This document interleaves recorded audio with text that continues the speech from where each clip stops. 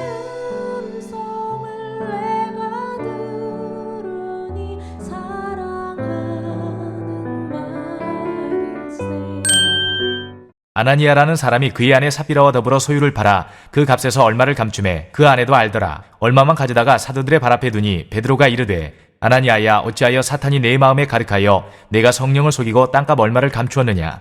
땅이 그대로 있을 때에는 내 땅이 아니며 판 후에도 내 마음대로 할 수가 없더냐. 어찌하여 이 일을 내 마음에 두었느냐. 사람에게 거짓말한 것이 아니요 하나님께로다. 아나니아가 이 말을 듣고 엎드러져 혼이 떠나니 이 일을 듣는 사람이 다 크게 두려워하더라. 젊은 사람들이 일어나 시신을 싸서 메고 나가 장사하니라. 3시간쯤 지나 그의 아내가 그 일어난 일을 알지 못하고 들어오니 베드로가 이르되 그 땅 판값이 이것뿐이냐 내게 말하라 하니 이르되 이에 이것뿐이라 하더라.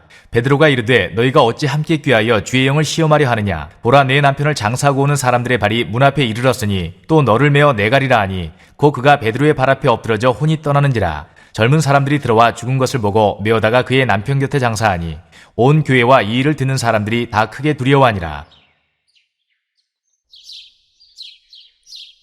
안녕하세요. 키티 나눔 목사 안상현입니다. 오늘도 주님 은혜 안에서 좋은 날입니다. 오늘은 사도행전 5장 1절에서 11절을 통해서 사이비 바나바라는 제목으로 은혜를 나누겠습니다. 교회가 사도들의 가르침과 사역으로 유무상통하며 세워져 가고 있을 때에 아나니아와 삽비라 사건이 일어났습니다. 아나니아와 삽비라는 부부입니다. 이들은 자신들의 소유를 팔아 사도들의 발 앞에 두었습니다. 마치 위로의 아들 바나바처럼 말입니다. 그런데 그들은 이상하게도 그 값에서 얼마를 감추고는 바쳤습니다. 이에 베드로 사도가 꾸짖습니다. 3, 4절에 베드로가 이르되 아나니아야 어찌하여 사탄이 네 마음에 가득하여 네가 성령을 속이고 땅값 얼마를 감추었느냐. 땅이 그대로 있을 때에는 이 땅이 아니며 판 후에도 네 마음대로 할 수가 없더냐. 어찌하여 이 일을 네 마음에 두었느냐. 사람에게 거짓말한 것이 아니요 하나님께로다. 베드로 사도의 책망을 받은 아나니아는 그 자리에서 혼이 떠나 죽어버리고 말았습니다. 이어서 들어온 그 아내 삽비라도 베드로 사도를 속이려 하다가 남편과 같이 죽게 되었습니다. 대체 아나니아와 삽비라는 왜 죽었던 것일까요?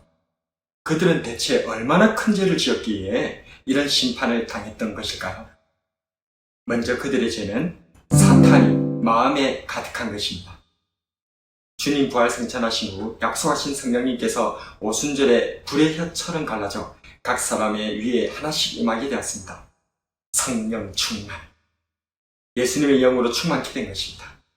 주님께서는 말씀하셨습니다. 사도행전 1장 8절에 오직 성령이 너희에게 마시면 너희가 권능을 받고 예루살렘과 온 유대와 사마리아와 땅끝까지 이르러 내 증인이 되리라 하시니. 성령 충만을 받아야 주님의 증인이 되고 실제로 오순절 성령 충만으로 하나님의 생성전인 교회 공동체가 세워지게 되었습니다.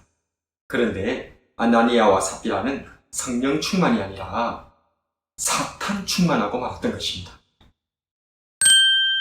아나니아와 삽비라의 죄는 성령님을 속이고 시험한 것입니다. 성령 충만이 아니라 사탄으로 충만했던 아나니아와 삽비라. 그들은 소유를 팔아 그 값에서 얼마를 감춘 후 사도들의 발 앞에 두었습니다. 그들은 사도들을 속일 수 있다고 생각했습니다. 그들은 성도들을 속일 수 있다고 생각했습니다. 그러나 사도를 속이고 성도를 속이려 든 그들의 위선을 하나님께서는 성령님을 속이고 시험한 것이라 선언하셨습니다.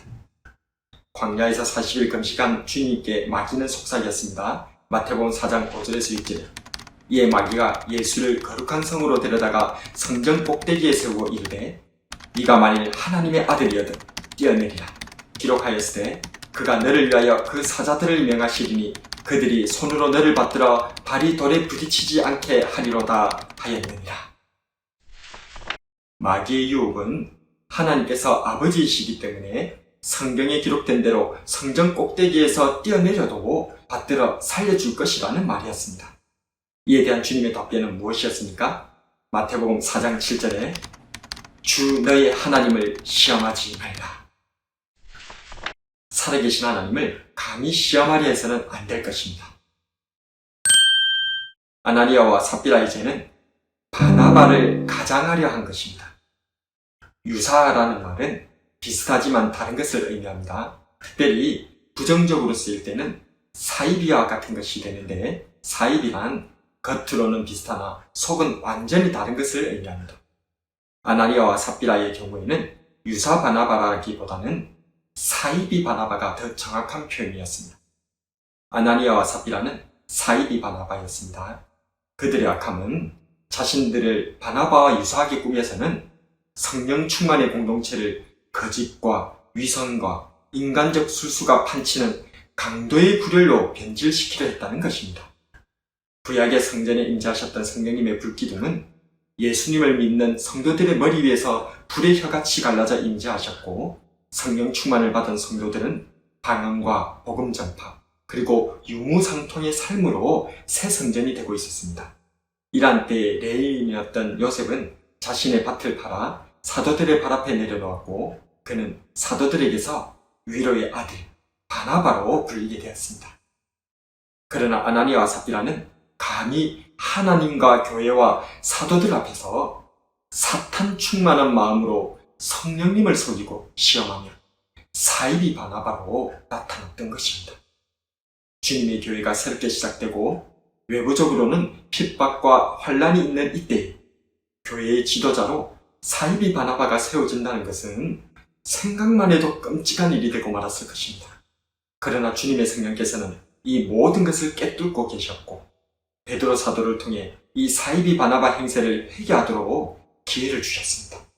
그러나 그들은 끝내 회개치 않았고 그들의 혼은 떠나가고 말게 되었던 것입니다. 오늘을 살아가는 우리는 또 다른 바나바가 되어야 할 것입니다.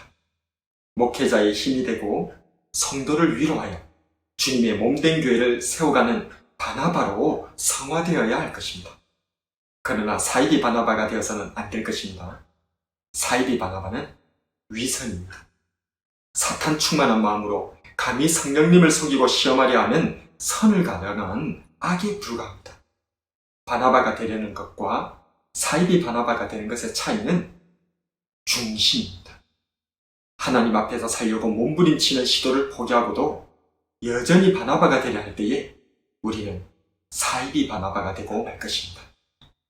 사이비 바나바가 되어 심판을 자초할 것이 아니라 하나님과 교회에 칭찬받는 바나바로 변화되는 저와 여러분이 되기를 주님의 이름으로